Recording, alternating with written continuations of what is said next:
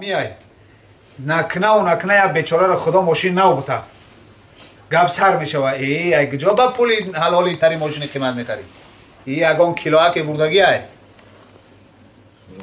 ها ببین چی در رو گمانی بد میکنیم دو نصف دو قسم نصف ایمان شکر نصف دیگهش صبر کسی اگر برادر عزیز این دو خصلت داشته باشه پروردگار او را شکر کننده و صبر کننده می نوشته است و کسی از گروه شکر کننده ها و صبر کننده ها باشه او ایمان کامل دارد. اگر این دو خصلت چیه برادر عزیز ببینیم که پیغمبر صلی الله علیه و سلم به گوش ما و شما چی می رساند. من نظر فی دنیاه الی من دونه فحمد الله و شکر. پیغمبر صلی الله علیه و سلم گفتن هر کسی در دنیا داریش در بایگری دنیا در مال دنیا همیشه از خود پایان نگاه کنه یعنی از خود کمدارتره.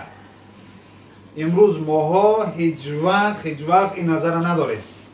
همیشه نظر همه ما و شما در مال دنیا ای خود بالاه. این مردک چیوه که پول یافته است من ندارم. این مردک چیوه خیلی ماشین داره من ندارم. این مردک چیوه خیلی وظیفه داره من ندارم. پیغمبر صلی الله علیه و سلم میگن تو بخواهی که اینایی درجه بلند صاحب باشی در نزد پروردگار در دنیا دارید همیشه از خود پایان ببین. اگر از خود پایان دادیدی در تو توفیق شکر پیدا می شود در تو نعمت شکر پیدا می شود. تو مقصد دیدی که یک نفر از تو کمتر داره کم بغلتره گریبانک تا میگیری میگی خدای شکرت حمد تو که ما به هر حال با مقصد بهتر بودستیم.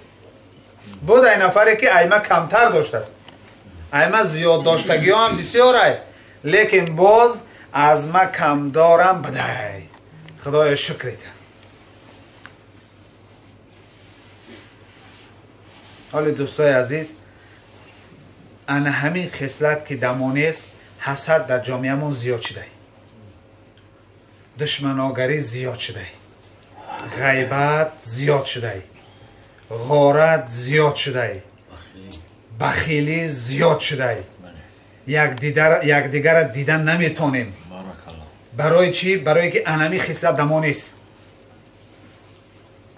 این ایگجا آورد این خیلی آورد این چی بایتری داره این همی گپ همی ای نکنه یا بیچاره را خدا ماشین نو بوده گپ سر میشه و ایگجا با پول حلالی تری ماشین قیمت میخری ای اگون کیلوها که بردگی ای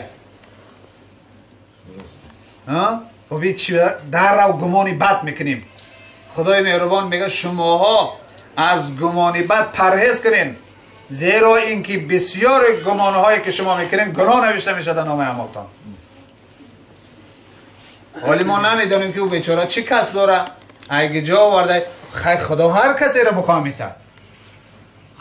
کسی را بخواه میته ما که به رازقی الله حالی در شرح همه حدیث علما میگن هر کسی اگر از خود بالا را دید و با او حسد بود با او مقصد بدبین شد این به رازقی الله ایمان نداره.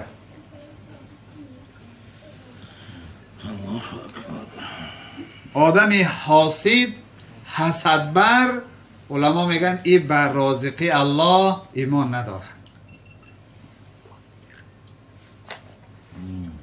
پیغمبر صلی الله علیه و سلم گفت اگر شماها در کار دنیاتون از خود پایان ندیدین در شما توفیق شکر پیدا می شود و او غمی که ندارم از سر شما دور می شود. ببین برادر عزیز واقعا یک بار ما از روی مقصد اخلاقمون سنجش بکنیم که اگر ماها مقصد دمی دنیا داریمون ای خود بالا را نگاه نکنیم ای خود پایان را نگاه کنیم کم بغل تراکا در مقصد اهمیت بتیم اگر مقصد ماها نظرمون به پس ترکا باشه هیچ وقت ما غمی ناداری را نمیخوریم برادرها. غمی کمداری را هیچ وقت نمیخوریم.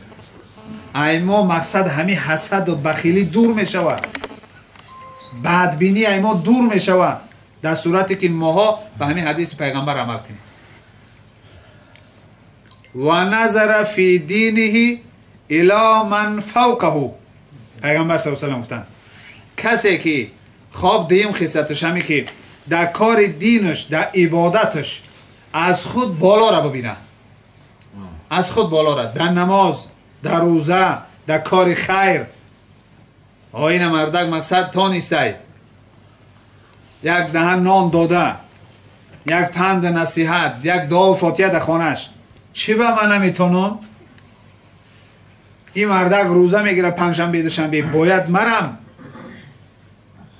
چندی نفرای را دیدیم که رفیقش حج رفت، ایرم ذوقش کرده حج رفت. نه انا همین خصلت پیغمبر صلی الله علیه و گفتن هر کسی در کار دین از خود بالا ببینه فاقتدا به، بعد به او پیرو بشود.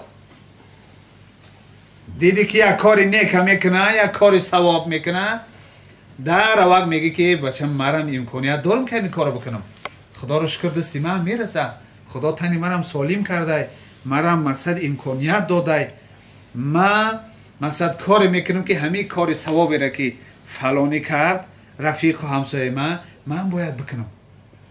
و همون کار اگر کردی با او اقتدا کردی، انمی ده خصلت خوب در تو جمع میشود. یا اینکه در کار دنیا ای خود پایان ببینی، در کار دین ای خود بالا. یه انسان اگر در کار دین ای خود بالا را دید برادر ثوابش زیاد میشود. هر چقدر حرکت میکنه تا که همون نفری که در دین، در ثواب، در طاعت و بندگی پیش قدمه و ای از پسی او حرکت کرد، هر قدمی او برای او ثوابه. حرکت نماز زیاد خوان براش ثوابه. دید که روزه میگیره، ای هم روزه اقتدا کردن که روزه شد ثوابه. دید که حج میرود، حج رو شد براش ثوابه. ببینید از پس اویی که برای دین با او اقتدا میکنیم، ماها هر کار رو میکنیم، مثال او یاد گرفتن یا او میگیریم، ماها اجر ثواب میگیریم برادر عزیز. اما اگر در دنیا ما خود بالا ببینیم، هر قدم ما گناه های، هر چقدر سعی میکنیم ما او را در دنیا دایره کنیم، بعد حرام میخوریم، بعد مقصد مجبوریم یک کس ظلم بکنیم، مجبور میشیم در حرام دست بزنیم، مجبور میشیم حسد بکنیم، بعد گناه ها در اطراف ما جمع میشه، برای که ما در دنیا هوس کردیم. دنیاداری برادر عزیز گناه نیست، گپ در سر این میره که ما نادرست در دنیا نداریم. پیامبر صلی الله علیه و سلم گفت اگر شماها انا همین ده خصلت داشته باشین، پروردگار شما را در نزد خود در قطار شاکرین و صابرین می نویسد. اگر کسی این ده خصلت نداشته باشه، و من لم یکون فیه لم یکتبه الله شاکرا ولا صابرا. پیغمبر صلی الله علیه و سلم گفتن اگر شماها در این ده خصلت برعکس باشه، یا که این ده خصلت خوب در شما نباشه، شماها مقصد این خصلت های نیک نداشته باشین، پروردگار شما را در قطار صابرین و شاکرین نمی نویسد. برادر عزیز این حدیث بسیار حدیثی مقصد زندگی انسان خوب می کردگی و به تنظیم می در آوردگیه. این حدیثی است که به خدا برادر عزیز اگر ماها ایتا چقدرتر در این فکر بکنیم، زندگیمون بسیار راحت می شود، بسیار زندگی راحت میکنیم.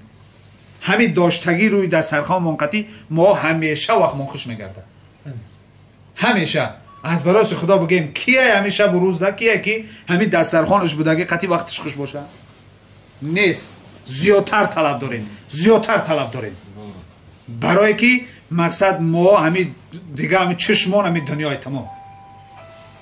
نمیگیم که مردک خیر ریزق همی قبوده، خدای مهربان شکر یک کفک نان هست، خدا را شکر که در خانه مردم دست دراز نکردیم، خدا را شکر که یک مقصد زندگیمون الحمدلله که زن و فرزندمون در کوچه نبر آمده تل بیدن، این ایجا ماندگی و ما هر وقت شکایت نداریم که این خصلت بسیار خصلتی بده برادر عزیز.